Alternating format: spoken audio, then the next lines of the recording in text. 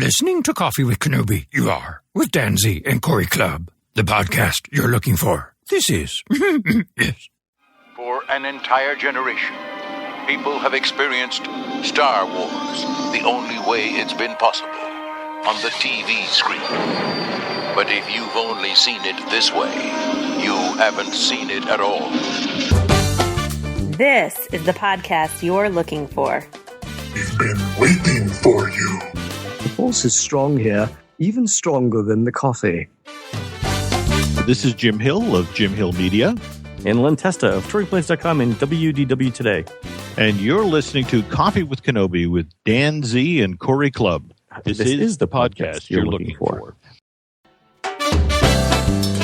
Corey, we're so close to Celebration Anaheim, and this is continuing our coverage of preparing for this amazing convention, and there's just so much to talk about. There is, truly. There's so many facets of, obviously this is my first time to a celebration of this capacity, an event of this capacity, really, and there's so many ins and outs, and it can get confusing. I know even we talked earlier about Indiana we went to was a little bit confusing on our end, is just kind of getting around and getting to see panels and it's just knowing where to go.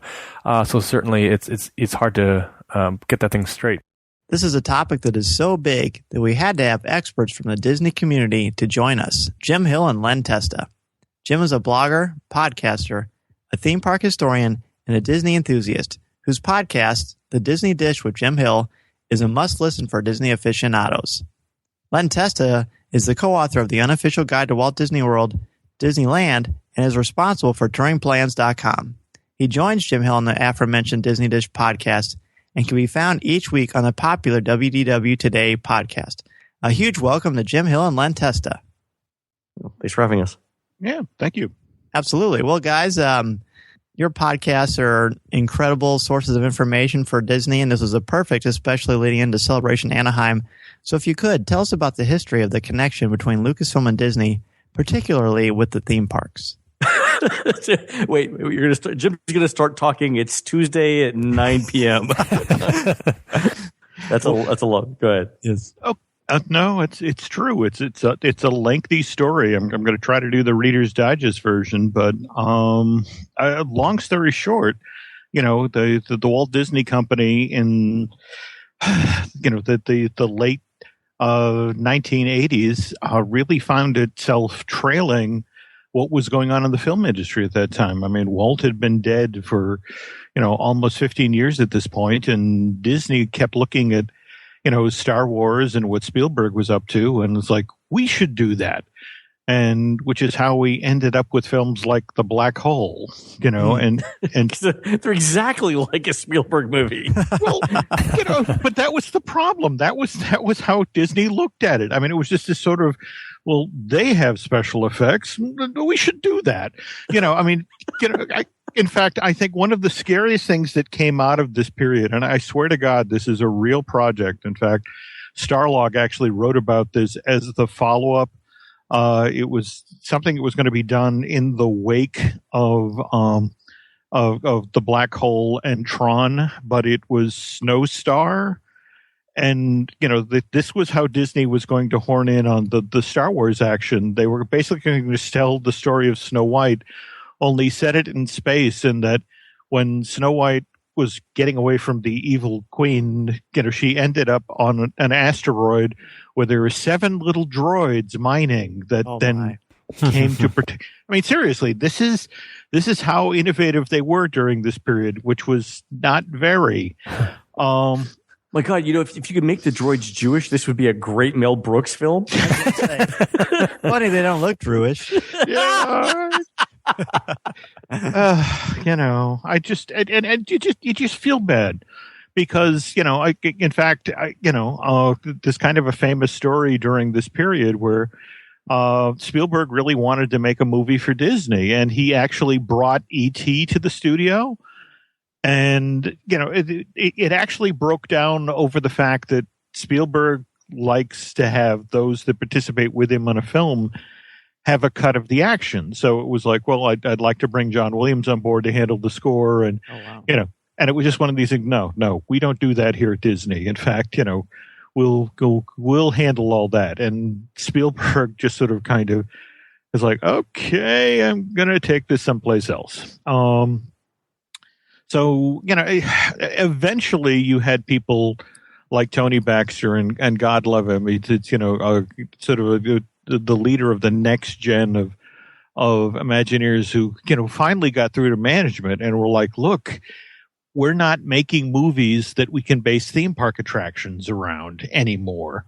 That it's, in fact, it was kind of a sad irony during this period that when Spielberg was collecting audio for Temple of Doom, he actually got permission from Disney to go into Big Thunder Mountain to get the squealing noise from the trains. Oh, wow. That's what they kind of used Disney for during that period. It was just sort of like, okay, this is the thing we loved as children, and I know that there's a specific sound I want in that attraction. But as for Disney, the company, that the best that Disney could do during this period is actually got the rights to do the storyteller albums. Did they? Let me interject real quick. Did they go to Tony's to get the chilled monkey brains? I know how much Len loves Tony's. I love me some Tony's. We actually walked by that last week, and both of us decided not to go in. It's like, hey, you want to do something inside of Tony's? Nah. For our listeners, Tony's is an Italian restaurant in the front of Main Street at Walt Disney World in the Magic Kingdom. And ironically enough, that's the restaurant I ate at before I proposed to my wife. So for that reason, I like it. But other than that, the food is not stellar. But anyway.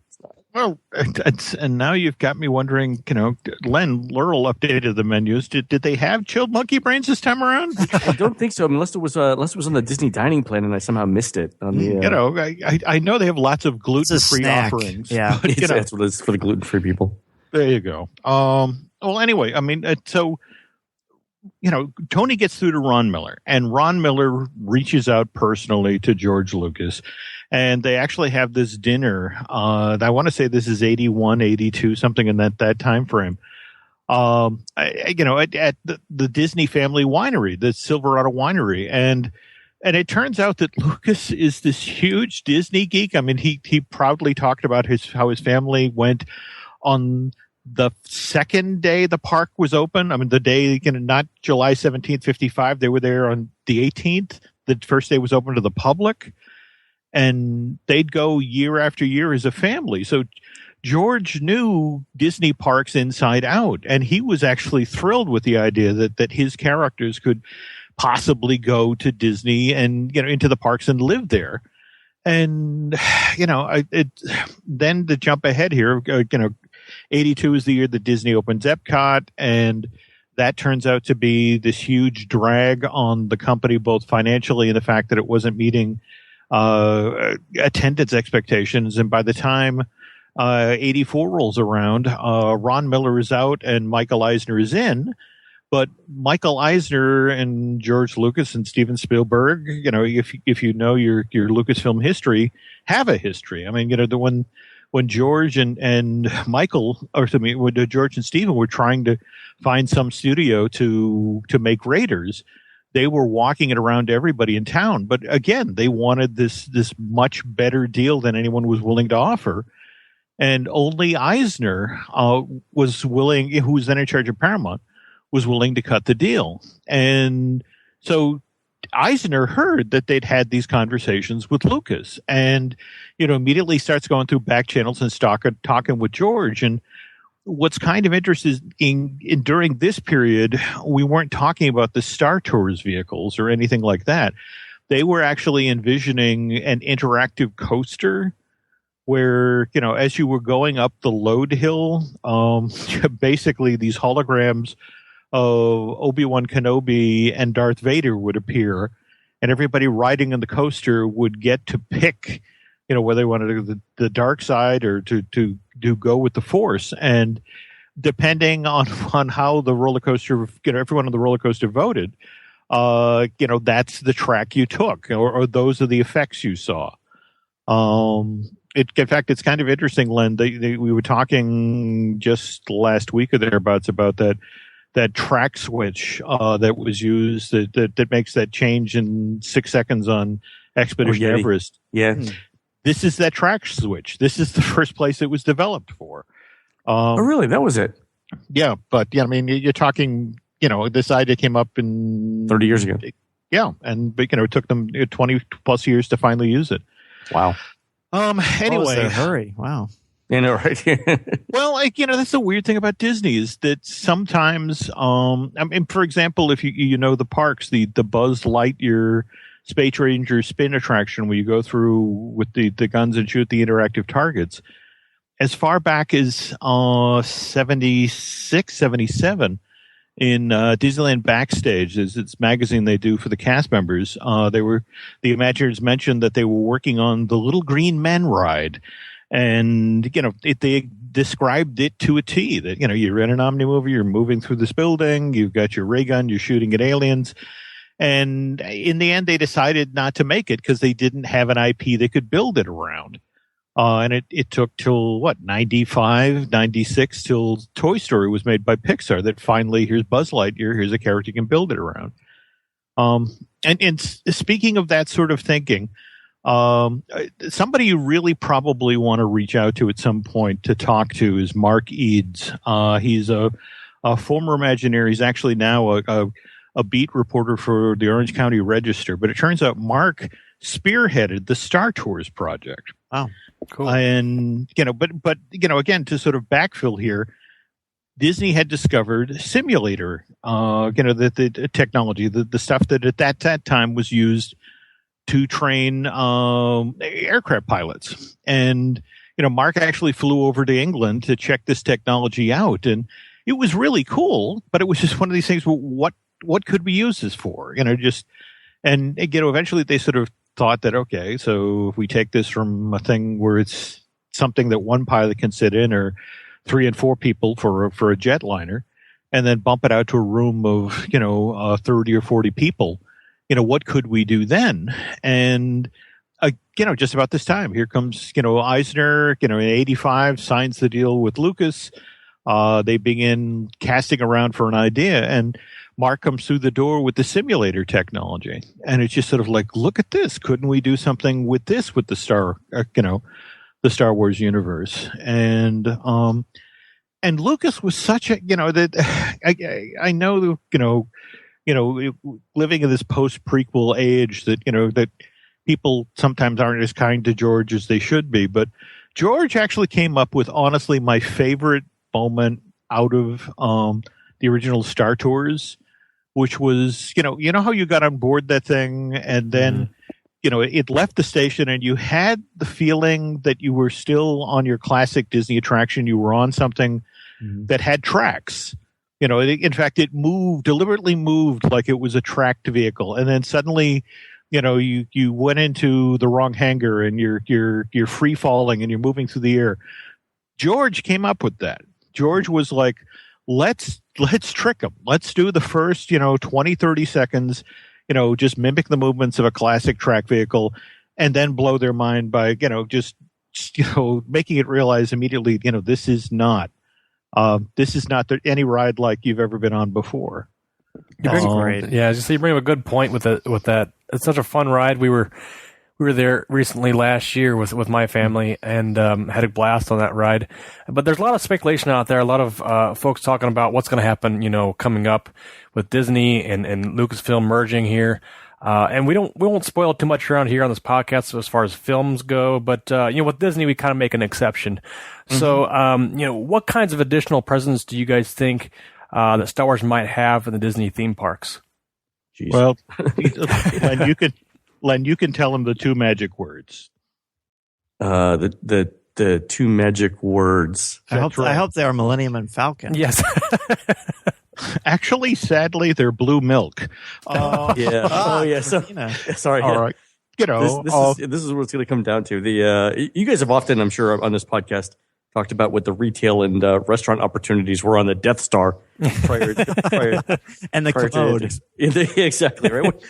What does a restaurant look like on the Death Star? So I think that's if you look at how the Be Our Guest restaurant has done for Disney in the Magic Kingdom. You guys familiar with it? Oh, very much so. Yes. So it's the hot restaurant in Disney. In fact, when Jim and I were in the Magic Kingdom last week, it was kind of funny because you could still sort of get walk-up reservations everywhere within the Magic Kingdom.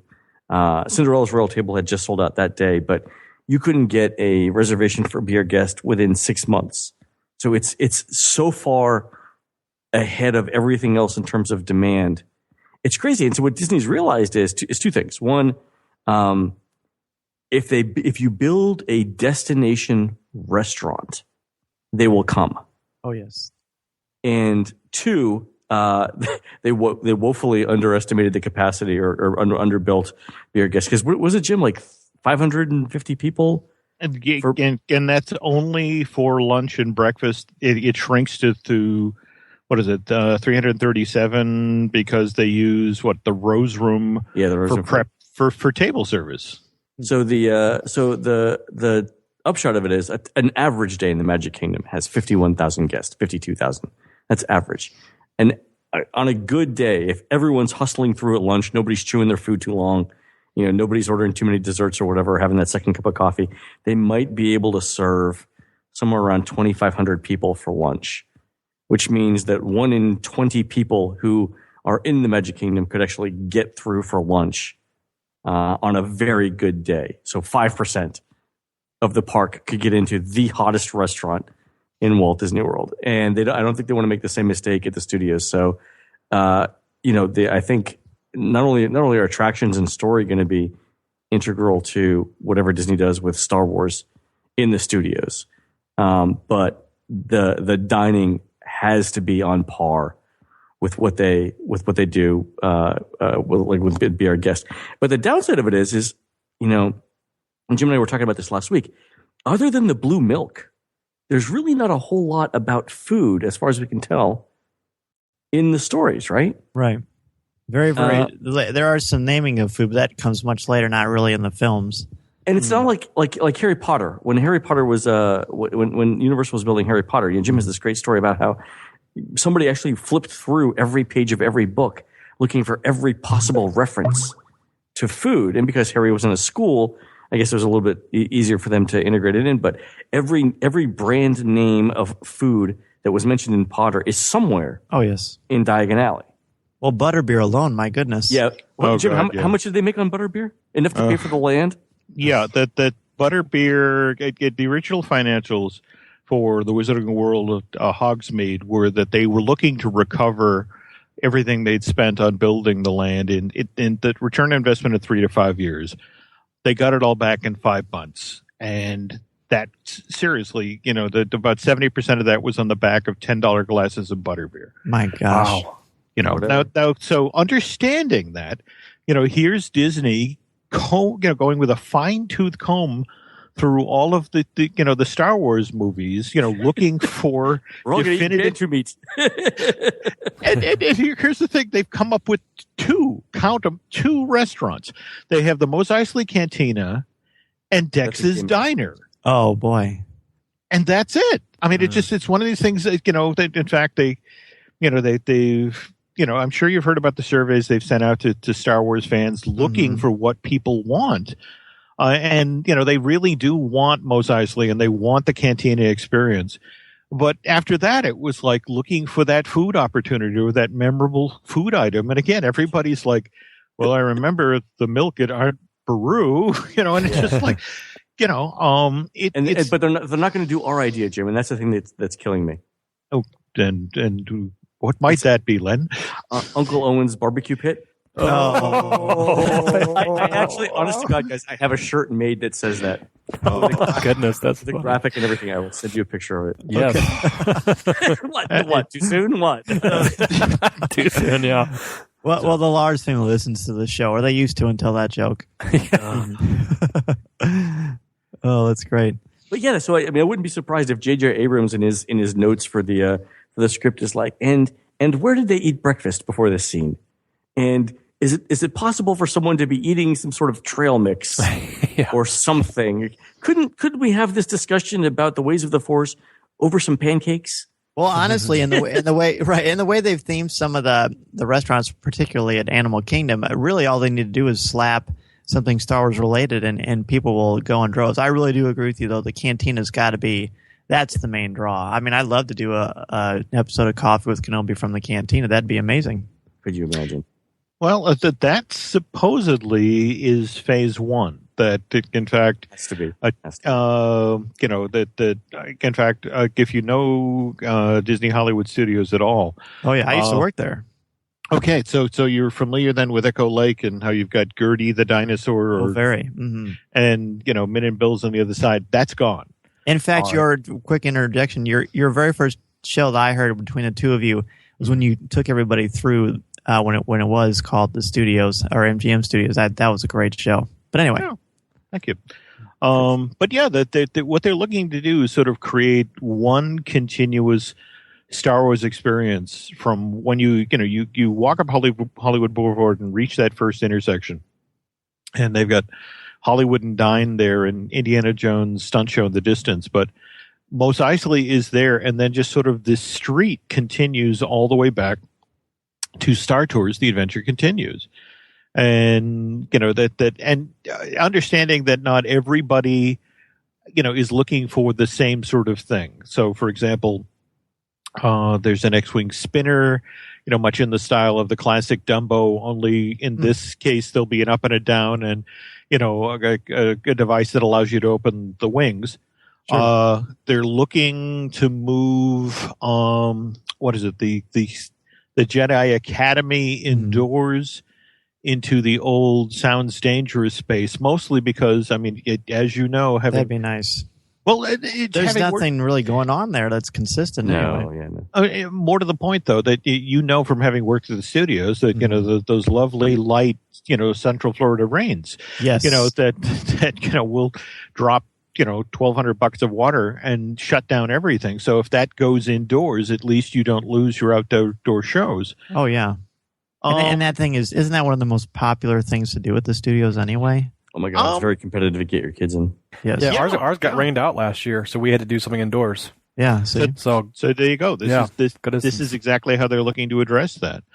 And then in between, it's just what's fascinating for me is that I'm sure you've heard the stories, but Iger himself verified this during a Quarterlies call not too long ago, where the Imagineers were rushing to get stuff out the door that were mostly keying off of the original trilogy and the prequels.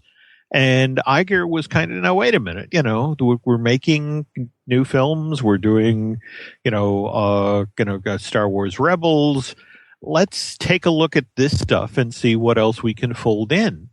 Understanding that, when the newer fans come to the park, they're going to want to see something that reflects what they've just seen. And the older Star Wars fans are going to want to, to see the movies and the characters that they know and love. So it's kind of an interesting balancing act that they're trying to do here. And, as I understand it, they've deliberately left some spaces in the canvas somewhat blank, based on, they want to see what the reactions are come December when, for Force Awakens. There you go. Mm-hmm. And, cause again, just as Harry Potter has proven that, when the fans see something they love and they can go visit that world, they happily open their wallets repeatedly. And, that in the end is kind of what this is really about. Well, it makes you curious to see how Star Wars weekends will be impacted. And on a non-Star Wars note, what would happen to the Osborne lights? I'd hate to see that go. But if it's for the Cantina and more Star Wars, I guess I'm okay with it. Yeah, well, what have we just heard, Len? I guess Osborne is safe for at least Osborne 2 is safe years? for this year, possibly next, because of the number of people that have already booked it. Once Disney has your money, they're exceptionally reluctant to give it back. So I've heard that for this year, it's fine. Next year, maybe. Apparently, people book this thing out 3 years in advance or whatever. Well, the after-hour parties, that sort of thing. Yeah. But the amount of money that they're making on those at $25,000 a pop, 2 of them a night, or $15,000 a pop, 2 of them a night. Mm-hmm. That's a lot. That's a lot of money. That's like an afternoon at the Polynesians' new layout. Yeah, isn't the it? bungalows, right? Yeah, jeez. Yeah, pretty soon you're talking about. One of the things I was going to do was, speaking of the Polynesian, I was actually going to figure out how many nights you'd have to stay at a bungalow to actually pay what Walt paid for all 28,000 acres back in the 60s. Oh boy! I'll bet you it's less than a year. I'm sure it is, and you guys will appreciate this. I proposed to my wife on Sunset Point, thinking, well, they'll never knock that over. This is a shoo-in, and here you go. Now I'll just interrupt somebody's lunch, and hi, I'm just going to visit this spot. I just need to go sit on your deck for a minute. Yeah, nice. Yeah. So you mentioned the canteen a lot and the X-Wing spinners. Have you heard any other speculation about different attractions at Disney World? Is it pretty much all going to be focused on the studios? Well, I mean, I would say that's the only place really to put it, and it makes sense. Well, it's interesting you bring that up because obviously, hold on. So I just want to say, if it's successful enough, they'll remake freaking Germany into the Death Star. Because that's what we've learned from Frozen. Germany has a huge Star Wars presence in the 501st anyway. So there you go. That's what we have learned. Actually, Morocco, right? It'd be all the sand pits. But if we've learned nothing from Frozen, it's that the world is a malleable place. True. When it comes to franchises. All right, go ahead. Talk about a whole new world. Okay. But the other thing you have to remember is that this is, Disney Parks and Resorts, which is a worldwide entity. I mean, in fact, one of the things that's constantly been discussed about, for example, the original version of Star Tours at Disneyland, it got dropped into the old, Adventures Through Inner Space building, and it's immensely popular. Yeah, but the problem is that there was only room there for 4 simulators, and so it always has longer lines. I mean, the Disney World has 6, and I think Tokyo has 6 as well. And it's right there on the right-hand side at the beginning of Tomorrowland. In fact, that Bruce Gordon, the late Imagineer, actually pushed for, and it had a great idea. The notion was to pull down the Carousel of Progress building, the thing that's now sort of Marvel Central. At that, but the idea is that change that into the Star Tours terminal building, and so you'd go into it, and it would be your standard airport. Only each of the terminals, I mean, one terminal would have the classic Star Tours attraction that you were supposedly going to nice. Endor, and then there was going to be one going to Hoth, and there was another one going to Tatooine. But the great part of it was that it's an airport, so there's a there's greets and all kinds of things. Well, that coupled, but there'd have to be a food court. There'd have to be the half the fun was being in line and watching the luggage carousel go by, and just looking on it. But my favorite part of that. What does a Wookiee suitcase look like? Right. That's right. There you go. But when you went upstairs to the food court in to pay tribute to the fact that the building used to turn around, they were going to have a stage that turned, and so you got the band, you'd get the band from the Cantina, which would perform, and then it would rotate, and there'd be Cy Snoodles or whatever. I forget, blanking his name. The guy. That's right. Next Rebo. Oh, well, there we go. Band. Yeah, you got it. Mm-hmm. Okay, this is the sad part. No math, no algebra, but that I remember. I'm an English teacher. I can relate. There you go. But yeah, that never got addressed, and they are, one of the ideas that's right now being discussed is, and again, there are Disney fans who are going to lose their minds if this actually does in fact go forward. Sure. But it's pulling down Mickey's Toontown and turning that into Star Wars Land. Oh, wow. Well, I always figured that would be a more cosmetic change, and Florida would be where they get really hit. But I guess that I could see that as well. Well, face it, one of the things, in fact, again, to bring this back to Potter, Disney has to start looking over its shoulder at Universal, because in 2016, the Wizarding World of Harry Potter Hollywood Universal version opens. And this is supposedly the one with the full-size castle with the dining hall experience. And, oh my! There's a lot of stuff on the table and that's the other thing that people really don't like talking about when it comes to Disneyland. I mean, Walt Disney World is an actual destination resort. Disneyland, if we're being completely honest here, is kind of the world's most famous regional theme park. Mm-hmm. And given that 70% of the guests that visit that park each year are from less than 100 miles away, they are in fact in direct competition with the Universals and the Knott's and all of those folks. And so they really do have to churn at those parks. They have to put in newer attractions or parades or fireworks shows. They've got a whole slate of 60th anniversary stuff that'll be coming online in just a few months. And between the plussing of attractions and all that, but Star Wars Land, an actual land, is a huge component of that. And if all goes according to the plan, we'll be online late 2017, more likely 2018. For both coasts, or just they really do want to be able to push. I mean, face it, Disney. $4 billion is not the stuff that's on top of Bob Iger's dresser. I mean, this is a considerable investment of the company, and they want to start getting a return on that investment. And by having these attractions open on both parks, on both coasts, in addition to the upgrades that are in the works for both Tokyo as well as Paris, that they can start getting that money back. Well, and the odds are good that since Celebration, which we'll get to in a little bit, is coming up next month in California, maybe that's when we'll start to hear some sort of announcement, or maybe they'll wait until the expo.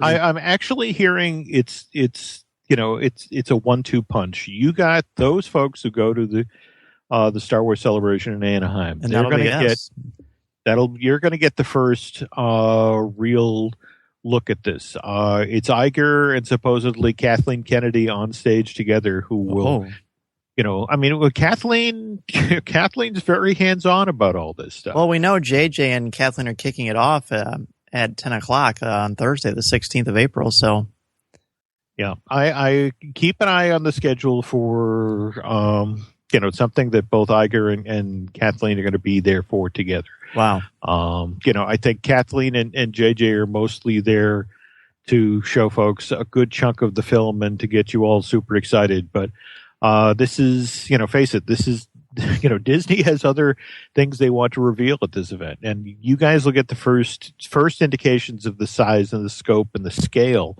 of what Disney is doing for the theme parks. And then just a few months after that is the D23 Expo. And for the Disney fans, they're going to get the details. You guys are going to get the broad strokes, the size of the land, hints of the attractions, that sort of thing. Coming in August is, the snack bar goes there. So, sure. Yeah. Before we're going to take a teeny pause. When you were talking earlier about the Star Tours. Mm-hmm. I wanted to pick your brain for maybe 5 minutes. We'll probably edit this part and move it back into the beginning of the conversation, because I'd love to hear your observations of how Lucas transitioned from starting the first generation of Star Tours, if you will, all the way to selling the company to $4 billion. Mm-hmm.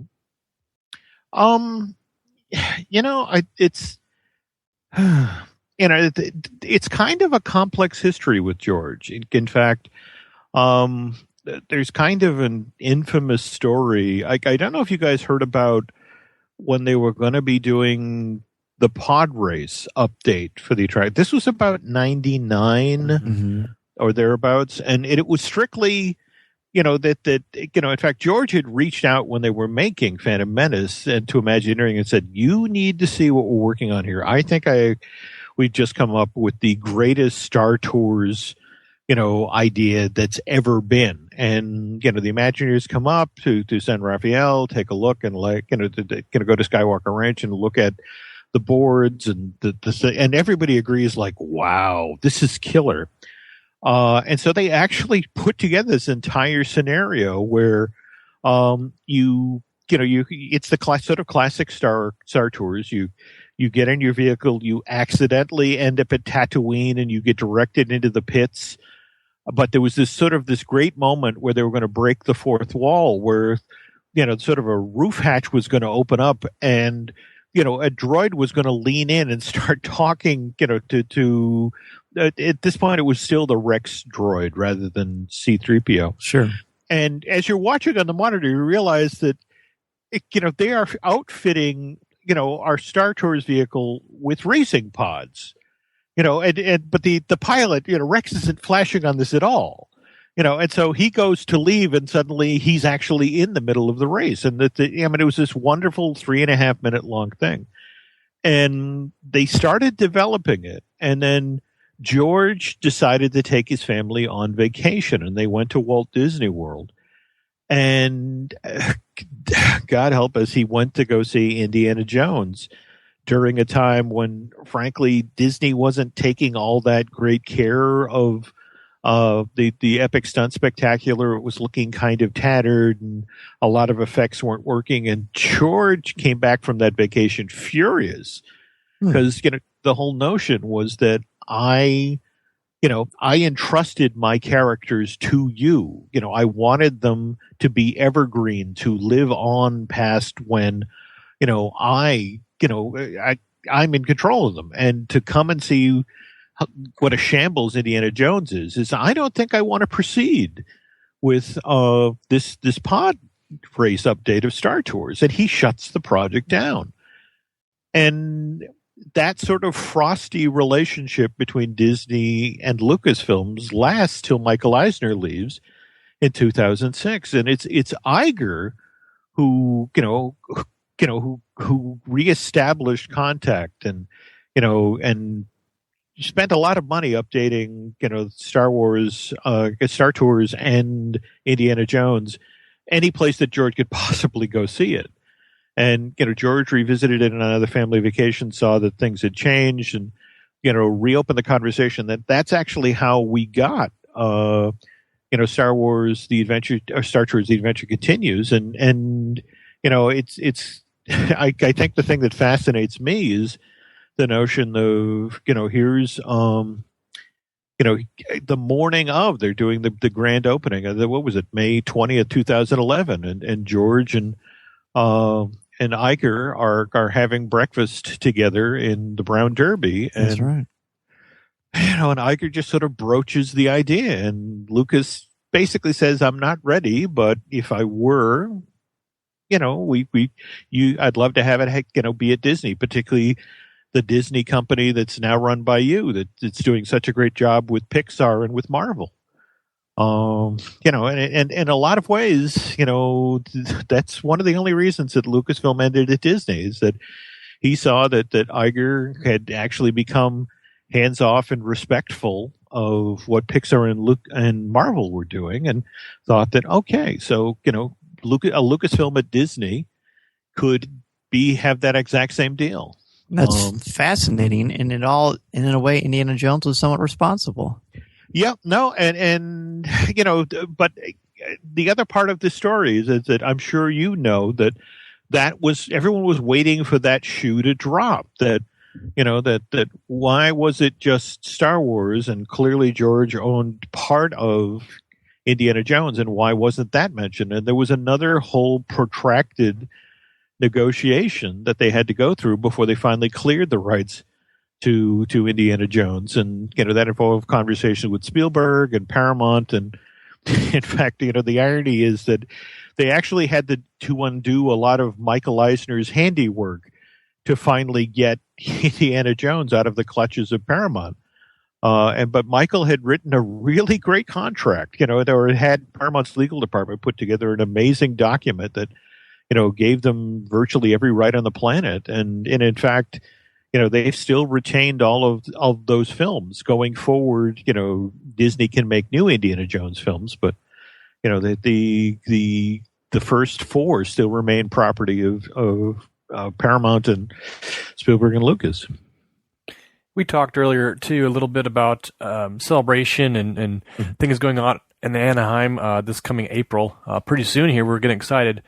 And, lo and behold, it just happens to be Disneyland out there. And Dan and I have spoke back and forth about possibly attending for an afternoon or a longer portion of the day if we get the idea or to go there. But I know there are a lot of our folks that are attendees to Celebration that we wanted to go to Disneyland as well. Could you guys give us a crash course a little bit on Disneyland Resort for Celebration attendees who may be looking to take the day or evening to take that adventure? This is where I cede the microphone to Mr. Testa, who knows this backwards and forwards and upside down. Len, if somebody is looking to get away for an afternoon to go over to Disneyland, what should they be doing? And I'll just jump in real quick. Corey mentioned we're thinking about I'm going to tunnel out of the Anaheim Convention Center to get to Disneyland if I can. Mm-hmm. Yeah, you should definitely do it. So Disneyland is, of course, the first truly universal theme park. So lots of places have amusement parks, but Disneyland was sort of the first major theme park where all of the lands are designated a separate theme, and it's a totally immersive environment. Obviously, it's been there since the 50s. The big advantage of Disneyland over, say, Walt Disney World or any of the other Disney theme parks around the world is that you can still see in Disneyland a lot of Walt's personal touches. So, for example, if you go into New Orleans Square, on each corner of the building, there are these special iron symbols. And the symbols actually tell you what the street looks like around the corner. And the story goes that Walt was in New Orleans with his wife, happened to see the symbols on the building, realized that his New Orleans Square did not have those symbols, came back to Disneyland, asked his Imagineers to build them or to make them and to put them on the buildings. So stuff like that, those little touches that date back to the late 1950s, early 1960s when Walt was still alive. That's definitely the thing to see there. A lot of classic attractions, things that have influenced theme parks worldwide. Pirates of the Caribbean, you guys are all familiar with. Space Mountain is actually a takeoff of something called the Wild Mouse, which is a classic amusement park attraction going back almost 100 years. Walt's big addition to it was putting it in the dark, so you couldn't see where you were going. Wow. Did I ever tell the story, Jim? I don't think I've ever told this, but I actually rode one of the original Wild Mice rides in England. The one that was like 100 years old. It's like being put in a bathtub on railroad tracks. Oh boy! I was about to say, and you still have functioning kidneys. That's really impressive. All of my vertebrae are fused together now. But it sounds like college for some people. Yeah, right. But that's the big thing about Disneyland, right? So you go in and you can definitely see that this was one guy's vision. And a lot of it, despite all the corporate stuff that's happened since Walt passed away nearly 50 years ago, a lot of his touches are still there. It's much, much, much smaller than Walt Disney World. If you've been, you can easily see all of Disneyland in a long day. And what is it they say you can fit Disneyland and a certain amount of buses in the parking lot of the Magic Kingdom? Magic Kingdom, yeah, it's true. It's much, much smaller. And DCA is is about the same size. I mean, you could get through them both in a day, whereas Walt Disney World with its 4 theme parks and 2 water parks and 4 golf courses and 26 or 28 hotels, whatever. It's just on a vastly different scale. But and you mentioned the Pirates of the Caribbean. What a lot of people don't realize is that sometimes people think, "Oh, I've seen this in Florida. I don't need to ride it here." Well, there are some amazing differences, particularly with Pirates and I think the Haunted Mansion too. Really. The Haunted Mansion is more debatable. I don't think there's anyone who would say that the Walt Disney World version of Pirates of the Caribbean is the better version of the two. Oh, it's not even close. It's like No. Yeah, I don't want to say anything offensive, but yeah, it's not even close. And, Walt Disney World version was the first one I saw. It has a special place in my heart. Sure. But the Disneyland version is just... It's longer for one thing. It's like the difference between Diet Coke and Coke. That like if you all of your life you drink Diet Coke, you're like, this isn't so bad. But then if someone actually gives you Coke, you know what you were missing. Go ahead. It's like that. It's like that. It was it's like an ocean cruise, but there's no water and you don't actually go anywhere. From that Muppets. Yeah.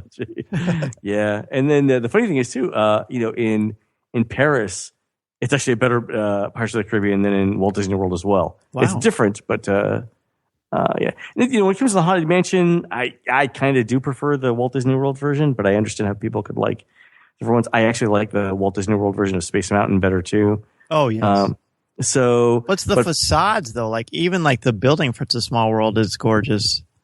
Yeah, that's the thing, and that's original Mary Blair stuff. And Jim and I actually did a series of podcasts about It's a Small World and the other rides from the 1964 World's Fair.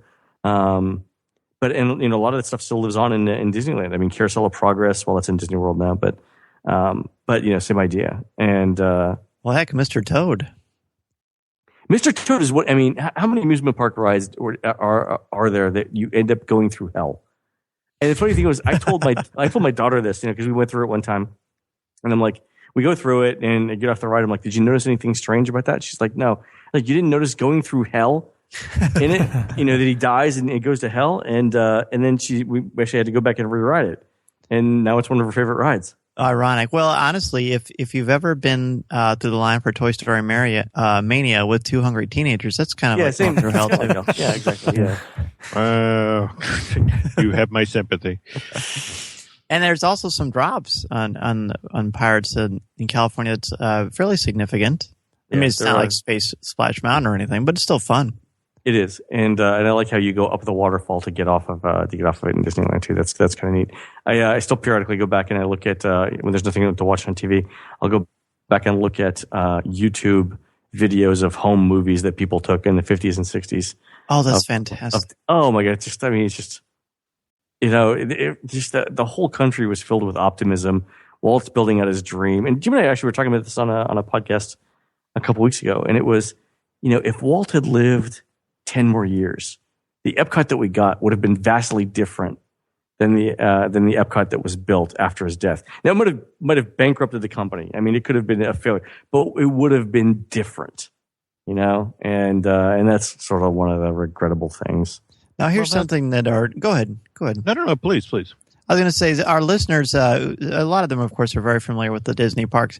But for those that aren't, the difference between Star Tours in California and Florida is pretty much non-existent, isn't it? Yeah. Well, besides, I guess, the queue, of course, is quite different. I mean, the conceit for Disney Hollywood Studios was, again, you're going on to the set of a Star Wars movie. So you go by the ATA that's, really a prop, and, you walk in, past the director's chair and lights, and then it becomes the set. Whereas, the Disneyland original, I mean, you're there. You are, in fact, what's so funny is that when you read the press for the opening of the original Star Tours, they talk about that it's this galactic travel organization setting this up on Earth, and what better place to take people out of than Disneyland? I mean, the tourists are already here. Grab them, go. But it is going to be interesting to watch. In fact, that whole component is going away with this huge expansion of the Pixar land at that park and the arrival of Star Wars Land. I mean, this is not a working movie studio anymore. This is a park that celebrates the movies. And in fact, that's another thing that Iger just referred to last week, is that it's been rumored for quite some time now, but Disney Hollywood Studios will get a new name. And that supposedly it's Disney's Hollywood Adventure, but my understanding is they're still pulling focus groups in via Craigslist. In fact, again, just a suggestion to your Coffee with Kenobi fans, if they live in LA, and keep an eye on Craigslist, a lot of Imagineering focus groups get recruited that way. And if you want an early taste of what's going into, the Star Wars lands and attractions, just make yourself available to go over for an afternoon to 1401 Flower Street to consult. So very good advice. So Disney's Hollywood Adventure. I can see that. I guess I can digest that, I suppose. I mean, it'll be the third name for the park. Yeah, well, they buy stationery by the caseload. It's fine. Well, let's hope we see some announcements around Celebration for sure. That would be great. And speaking of Celebration, there are a lot of people when the convention closes, they still want to get together with their friends and their Star Wars family, really, because that's kind of what the Star Wars community is. It's like a family that some will get along better than others, but for the most part, we're all there for the same thing, and that's the love of the saga. So it's nighttime in Celebration, and you're near Disney, and maybe you don't want to pay for a theme park ticket, but Downtown Disney is right there. Let's make a case for Downtown Disney. What does that offer in California? Well, it's honestly some great urban planning. I mean, in fact, the people when the original California Adventure opened in January of 2001. I mean, people weren't necessarily all that thrilled with what was in the theme park, but Downtown Disney has some wonderful, wonderful stuff. In fact, if you're looking for places to dine or hang out, I mean, for example, if you're dining at a budget, what is it? It's the Roaring Rapids. What's the place inside of Grand California, Len? It's not. You know the one. Yeah. It's not the Storytellers Cafe. It's the the other. There's a great quick serve tucked away in that hotel. Likewise, you have a wonderful, huge, a tremendous atmospheric lobby to hang out in. There's a huge fire right there. You can sit next to the fire if it's cold. The Hearthstone bar there, another great place to hang out. And there's all sorts of great little restaurants up and down. And at the same time, if you want to meet some colorful characters, just push a little further and go down to the Disneyland Hotel and wander to Trader Sam's. I mean, if there's you'll never get in, but it's a lot, if you can. I think they make exception for Bantha hunters. I mean, it's just you can jump the line. There's a lot of great spaces like that. Again, just right across the street there. And in fact, I think the other thing to understand about the Anaheim Convention Center, in fact, you guys will probably be able to take advantage of the fact that Disney has already held 3 D23 expos in this building. Yes. And I would have to imagine that, given that Lucasfilm and Disney are now one big happy family, the event planners are sharing the information about how to properly run an event in this building. Because it's 3 stories of convention space coupled with the Anaheim Arena, which tends to be the place where they hold the really, really big events. It's 5,000 seats, I want to say, Len. Wow. That is correct, actually. We just had James Arnold Taylor on last week, and he's going to be the MC for Celebration. He's, of course, the voice of Obi-Wan Kenobi, and he said 5,000. Well, there we go. But yeah, it's a relatively easy space to move around in, and they'll typically keep the sort of the retail and display space on the first floor, and you'll then have a lot of your panels and presentations in different sized rooms up on floors 2 and 3. But the really big Megillah shows are going to be held in the arena. And the nice thing is that if you're not willing to walk over to even to downtown Disney, just out there, if you head to the right down Catella, there's lots of great chain restaurants and that sort of thing. It's a great space to hold a show like this. It's not, if you've done San Diego Comic-Con and you know how overwhelming that can sometimes feel. This isn't that size. This isn't that space. And to be honest, I'm kind of looking forward to the show myself. I just wish I'd thought ahead to set up credentials, but so I'm kissing butts in lots of directions right now. It's like, hello, please let me in. So.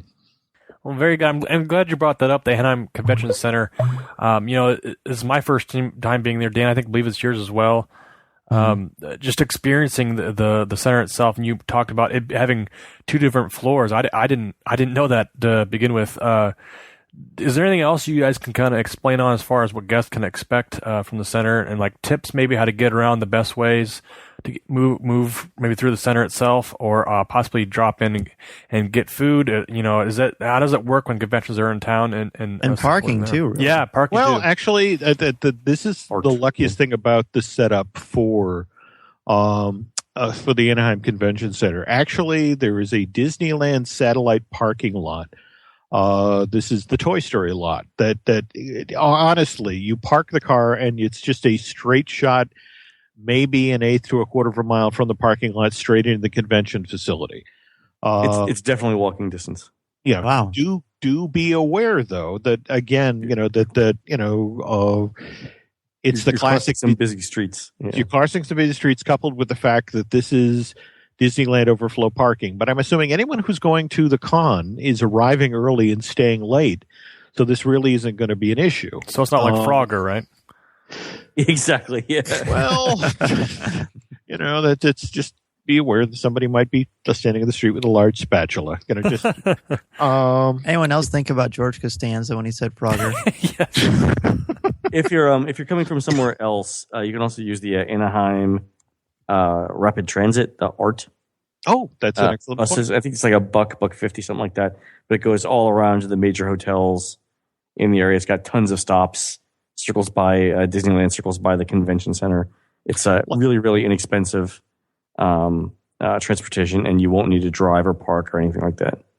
Likewise, again, there's lots of great hotels right there on Catella that are within walking distance. So, you can just, find, you don't necessarily think you're locked into, I have to go to the Disneyland Hotel, Paradise Pier, Grand Californian, that sort of thing. I mean, face it, this is a convention. You could, your room is basically where you go to haul your crud back to and fall asleep, shower and head out the next morning. Yeah. So, I know a lot of people think that, I'm going to, to an event around Disneyland, I should stay on property, but,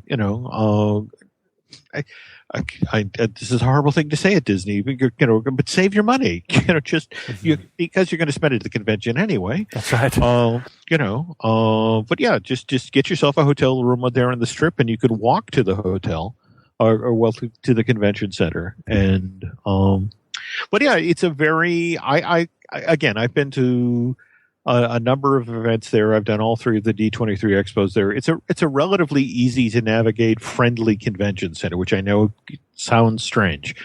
But no, it actually sounds quite welcoming, because we were just at one last weekend, and it was very nice, but very confusing.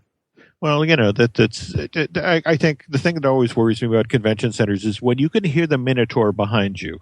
That's right. Run, but which way?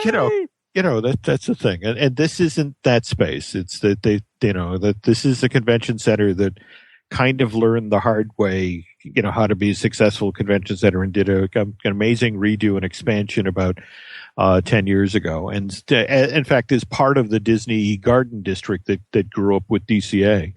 And, you lucked out. It's at a great facility. So, and enjoy the fact that Disneyland's right across the way. Yeah, is it just a hop, skip, and a jump to walk to Disneyland from the convention center? Is it 10-minute walk? If that, Len? I mean, right at 10 minutes.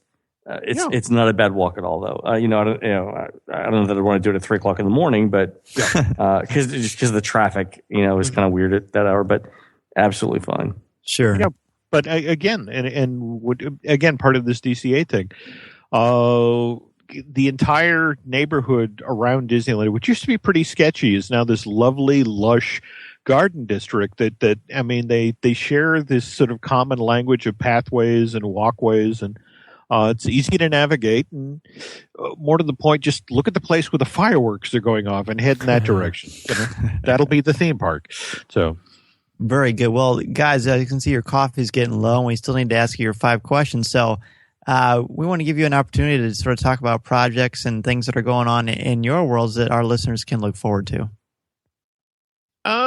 What are we doing, Len? Well, we just came back from Disney World, and we're doing this series of live podcasts that we recorded while we were in each of the parks, sort of walking around, talking about not only the history of the parks and how they were developed, but what's going on behind the scenes that you can expect to see in the next 2, 3, 5 years.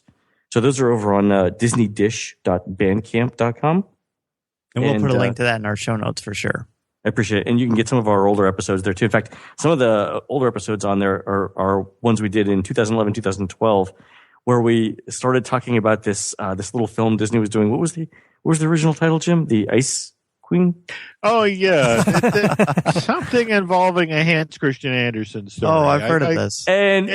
But Jim actually refers to it by its original, it's his working title at the time. And they're like, and Jim's like, it's going to be huge. I'm telling you, I've seen I've seen the script. It's going to be huge. And I'm like, whatever. And I kind of move on because I'm like, well, it's going to be like Chicken Little or something like that. But we've got that. And then, we're always working on stuff for the sites. So. Yeah, and I can honestly say one of the things that drew me to you guys in the first place was those podcasts you're talking about, walking through when these two ladies and gentlemen are walking through the parks, talking about what's going on. I mean, you've heard it on Coffee with Kenobi here tonight. It's absolute podcasting gold. So we're so fortunate to have you on. No, that's very sweet of you to say. But, again, Len does all of the hard work, which is cutting out those moments when Disney security comes running after us. So, Well, it's all wonderful. So speaking of that, and I know, Len, you're particularly excited about this. This will be interesting. We have our 5 questions that we ask all of our guests, and let's just do this. Corey, what do you think? We'll ask one question, and they'll just take turns answering. Sound good? Sure. I'm so scared. Go ahead. No, these are layups. These are softballs. All right. So we'll start with you, Len. What is your favorite Star Wars movie? Episode 4. It's sort of the original. You get all the characters. It was just so, it was so groundbreaking. My parents actually took me to see it in a theater, which my family was not well off when we were growing up. So going to see something in a theater was a big deal. And I remember sitting there just being amazed by the special effects, but also, the imagination of all of it, that it was, you could tell it was a Western, because it sort of followed a Western plot, and my dad liked Westerns, so we watched them all the time. But it was just thought out in this really novel way that, I was just fascinated by it. Yeah, I thought it was great. I still like it. Jim, what about you? I have to concur with Mr. Testa. The New Hope. You have to understand, I'm old. I'm 56. I remember I was at my high school graduation rehearsal, and my friend Jim Reiki had seen Star Wars the night before and couldn't speak English anymore. He was just blithering about this movie that he'd seen. Death Star and Millennium Falcon. You have to see this. And it was like, okay. And I remember, driving. And again, this was, wide release then. It was in 2 theaters. It was in Boston.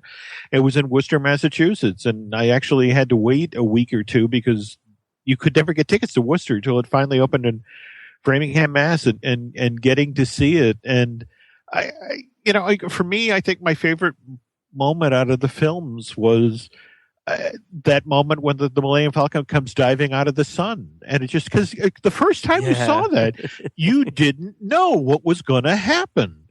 And it was like, how the hell is he going to get out of this? And then, you said goodbye to Han, and here he comes back to save the day. And it was I just remember the noise the audience made, and just the way they erupted. And in fact, I guess that's the thing. I kind of feel bad for this next generation of Star Wars fans, because so many of them now are watching it at home or seeing them for the first time on Blu-ray, on widescreens at home, or on phones, or that sort of thing. And when you saw these in theaters with an audience, when it was a communal experience, you can't ever take away that memory of that moment, or with that noise, that feeling, to see that moment happen. That's why there'll always be movies. That's movie right. Theaters. Yep. That's it right there. That's why the cinema experience is the way it is, because of something like Star Wars. Oh, yeah. Absolutely. I have the same feeling for I went and saw Pirates of the Caribbean, the first one, in theaters, and at the end of it, no one wanted to leave. Yeah, people just got up and started talking. Mm-hmm. Yeah. The other thing people don't do anymore is clap after movies either. I remember when I was a kid clapping after all movies. It's kind of gone away. They get on their iPhones and they start tweeting about things. Yeah, they're tweeting about it in the middle of the movie. Yeah. Oh, I do have one other thing to add here. Is sure. that I managed a theater, again, when I was in college. So this was, when did Empire come out? 83? 1980. Jedi was 83. Okay, yeah. 80. Okay. All right. When you managed a theater, you got to see movies early because you had to bid on the film. I mean, we were a little independently owned house, and so the owner said, "Would you go into Boston and take a look at the second Star Wars movie and decide?" Oh my! This was like April or May I took my brother Peter, and it was one of these things. We actually had to sign something at the end that said that we would not reveal who Luke's father was. Wow. But it was one of these things to get to see the movie, and it was in this giant, like 1,500 seat house where it was maybe 30 people who owned, movie theaters and that sort of thing, were deciding whether they wanted to bid on this thing. And to get to see it that early under those circumstances and then not be able to tell anybody, was like, but that was great fun. Very good, very good. So the second question is your favorite Star Wars character. Jim, let's start with you. Wow, that would be hard. I mean, I guess I love what Alec Guinness does with, Kenobi. I mean, it's such a fun performance to watch, and now the weird thing's to watch it in context, with the the prequels. Yes. And to understand the backstory, but he's so much fun to watch, and he brought so much gravity to the film. And I remember again how shocking it was in the middle of New Hope to lose him. Mm-hmm. This charming performance and this great actor, and he's gone, but he's not. Isn't it kind of funny? The guy dies like 5/8 of the way through the first film, and yet he's in all of them. Yeah.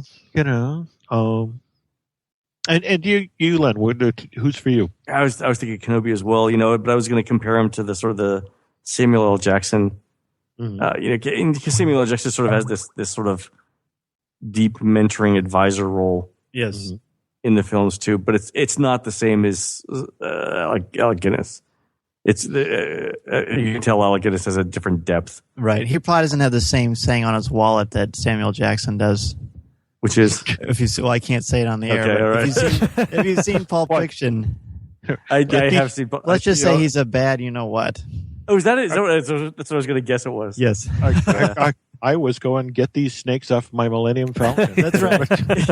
So. Yeah, the funniest thing is you mentioned Pulp Fiction. So I've made my daughter watch 3 classic films from when I was growing up: Star Wars, Ghostbusters, and Pulp Fiction. How old is she? Wow, she's 16. I know. It's terrible parenting. Well, it's not like she's eye-opening.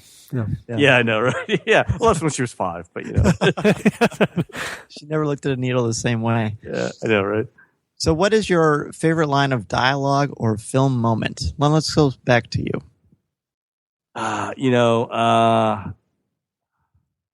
Probably the first time I saw. They're all great films. The first time I saw the lightsaber, that was during the desert scene, right? And A New Hope in Obi-Wan Kenobi's hut. Yeah, and because that wasn't a kind of weapon that I was expecting in that scene, and just you remember hearing the sort of the vibrating noise it makes, the oscillation noise it makes, oh yes. And in a theater, it's buzzing in your ear and everything. And I thought it was unexpected, but didn't it sort of like lend both Obi-Wan and that part of the film like a certain sort of dignity? It adds a gravitas, and it becomes literally. That's the word I was going to use, actually. Yeah, it's like the Merlin and Arthur relationship. I actually just wrote about this for Star Wars Insider. But did you really? Yeah. Yeah, because if Obi-Wan would have pulled out a laser, a pistol, or something, it wouldn't have been the same, right? He'd be a different character, right?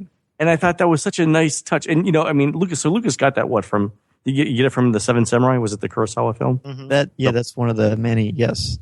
And so years after that, I understood the reference. My dad actually, after I was old enough to see, after one of the Star Wars movies came out, we actually went back and watched Seven Samurai, and then also my dad's literally his favorite film of all time was The Searchers. So, that's cool. Yeah, so I kind of knew. I mean, I'd probably actually seen The Searchers before I'd seen Star Wars, so I kind of knew the cut of Luke coming home and everything. Well, you mentioned that how Star Wars is like a Western earlier, anyway. And it kind of is, but I kind of knew that just from watching The Searchers too. But the way he blends the Kurosawa stuff, it was just you could tell that he's using the best from really 2 different genres, right? I mean, mm-hmm. Japanese, post-war Japanese films are one thing, and American Westerns are another. But I highly recommend the book How Star Wars Conquered the Universe by Chris Taylor, where he kind of goes into the background, the influence of all those. I don't know if you've seen that, but it's a wonderful book. You'd absolutely love it. Yeah, absolutely terrific book. Oh, good. I'll look it up. What's it called? Okay. How Star Wars Conquered the Universe. I can send you the link if you want. Please, thanks. So, Jim, what about you? Favorite line of dialogue or film moment? I'm almost embarrassed to admit that I've got a bad feeling about this. The fact that it just keeps popping up over and over, and it became this touchstone for the series. But I got a bad feeling about it. Just that it's this wonderful piece of connective cheesy tissue, for the films. That don't get me wrong. There's lots of legitimately great dialogue, but for some odd reason, that moment just felt, just connected with the pulp sources of the material, and at the same time was sort of a wink and a nod to the members of the audience. It's just, again, just sort of gave you a hint of what great fun this film was. Absolutely, and I always forget how much comedic moments are in the films as well too. You have this kind of this surreal moment that you're in space. All of a sudden, they throw a joke in there, something like that, or Han's usually shooting his mouth off or something like that. But definitely a good one. So for you guys, I don't know if you collect a whole bunch of Star Wars stuff, or maybe I would reference this to Disney stuff. I'd be interested to know as well. So if you collect, what's your favorite collectible that you own? I have collected an odd memory that's I have to sort of set this up. I mean, you have to understand, I've been writing about the Disney company for 30 plus years, and I have this kind of interesting relationship with Walt Disney Imagineering, because they'll work very hard in secrecy, but I have a lot of friends who work for the company who hand me things. And, there's the official channel, then there's the back channel. That's right. Then there's the back door, which they occasionally hold open. So it's the opening, it's the press event for Star Tours The Adventure Continues. And just totally by coincidence, I end up in line behind all of the Imagineers who have developed this thing. I mean, there's Tom Fitzgerald and the whole crew, and they're ahead of me in line, and we're all moving up. And, and so initially they're all pointing to the things they worked on, and they're really excited. And somebody looks back and sees me, and they all start making shorter hand gestures because they don't want to give away, oh, Jesus, Jim Hill is here. But then it comes time for, we all ended up loaded into, the same Star Speeder. And it comes the moment when they, they scan the car and they find out who the rebel spy is. Oh, yeah. And my fat face comes up on screen. and this carload of Imagineers laughs for the next 2 minutes because, of course, Jim Hill is the rebel spy. Of course. And then what was really cool was that at the end of the ride, they're all coming up to me, and it's like, that was so cool. You were the rebel spy. And now they proceed to tell me all the stories that they weren't going to tell me before. That's outstanding. Yeah, that's good. That's the first time someone's mentioned a Star Wars collectibles as their as a memory, yeah. As a memory, and that's fantastic. I love that, yeah. Yeah. All right, Len, now you got to try to top it. Yeah. That's a tough one. I don't really have any Star Wars collectibles. I collect very few things. All your Vinylmations, right? Those are Laurel's Vinylmations. But you guys have seen my kitchen, right? No. Well, I saw the picture you tweeted what you were partaking of during the show. So my kitchen is designed as a full-scale replica of the Space Mountain post show. Wow. Cool. With the actual table, all of the centerpieces and everything. We Laurel and I, when we have a mid-century modern house that was built in the 60s. It was the home of the future. And so we decided to replicate the dining room scene from the Walt Disney World Space Mountain post-show queue. So we flew an architect down. Sam, you guys know Sam Genoway did the... yes. Yeah, flew Sam down to translate from Disney speak to architecture speak. Wow. And did a full-scale replica of the modern table, the semicircle banquette, the 4 plasma video screens in the back, everything Full scale. That is incredible. You should. So if you go into Google and type in Len Testa Space Mountain Kitchen, you'll see the photos. Oh, sweet. If I could jump in here, Glenn, please do. And again, I don't know if you're going to be comfortable telling this story, but it does kind of speak volumes about you and your dad and the relationship you had. But do you remember talking to me about your dad in the hospital and the Star Wars thing? Oh, yeah. All right. So my dad passed away in 2011, and he was not in good health for a long time. He had a heart problem, but we, like the kids and him, we always laughed. So he's actually in the emergency room, in the hospital bed, where eventually he would pass away. And this was like a day or so before.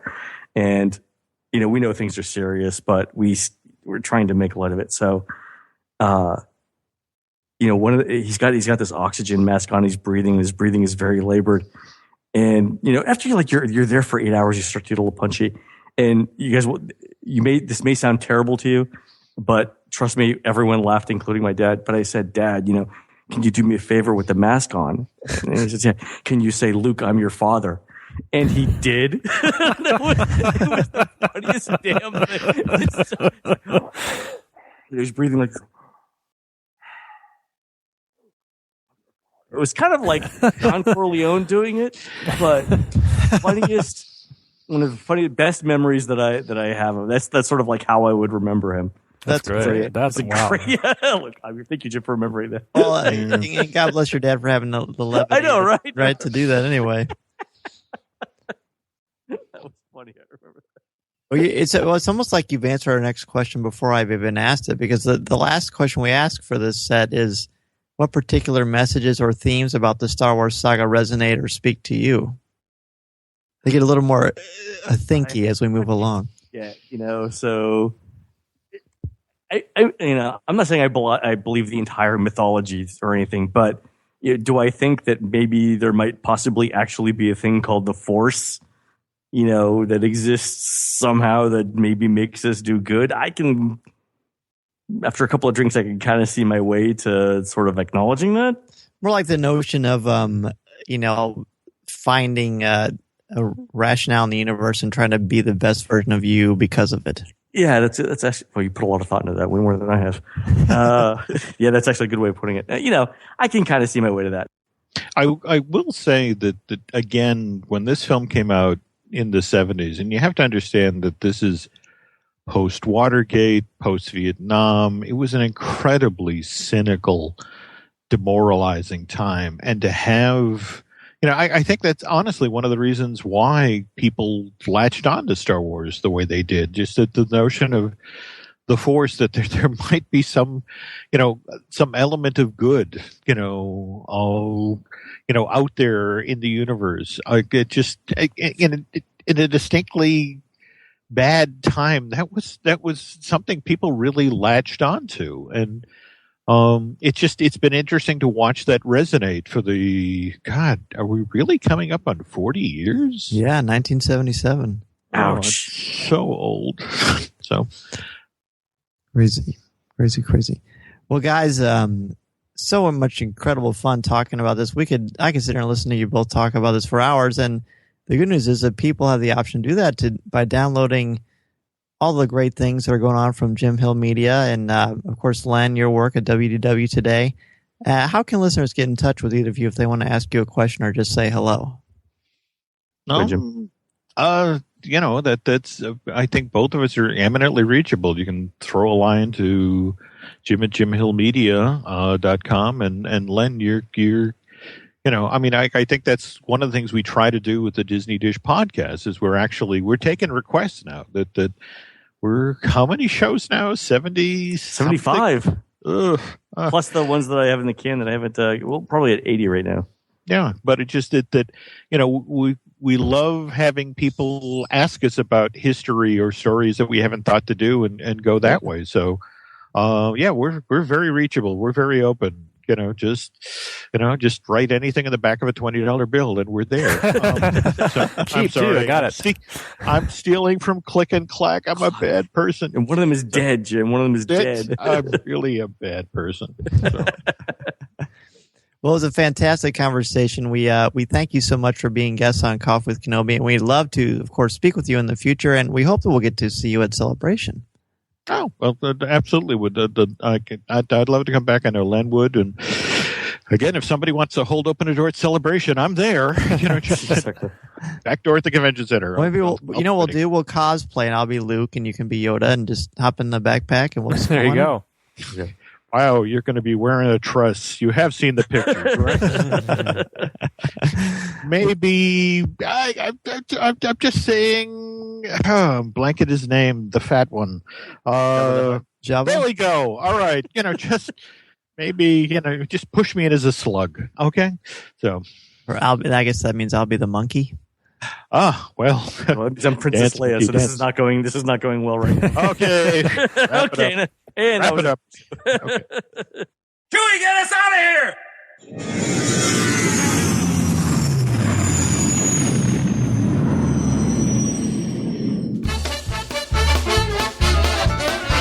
If you would like to respond to our question of the show, have a comment, or just want to say hello, send us an email or MP3 at feedback@coffeewithkenobi.com.